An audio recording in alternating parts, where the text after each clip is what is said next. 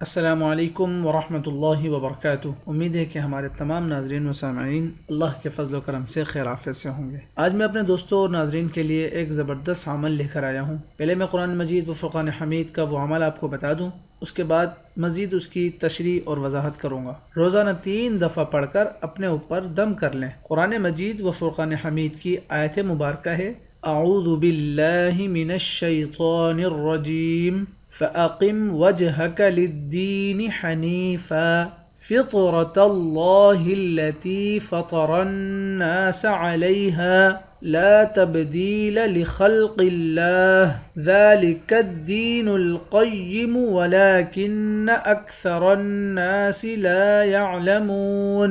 سورۃ الروم آیت نمبر 30۔ ایک دفعہ پھر میں آپ کے سامنے اس صورت مبارکہ کی تلاوت کر کے سناتا ہوں۔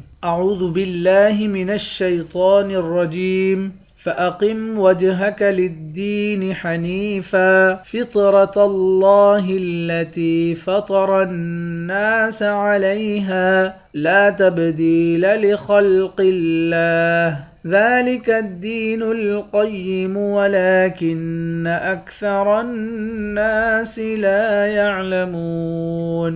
سورۃ الروم آیت نمبر 30 ہے۔ جو شخص یہ چاہتا ہو کہ مرتے دم تک اس کے تمام اعضاء درست رہیں اور وہ تندرست رہے تو وہ یہ آیت مبارکہ روزانہ 3 دفعہ پڑھ کر اپنے اوپر دم کر لے۔ کتنا ہی آسان ہے، 3 دفعہ پڑھ کر اپنے اوپر دم کر لے گا تو انشاءاللہ تعالی تمام امراض سے محفوظ رہے گا۔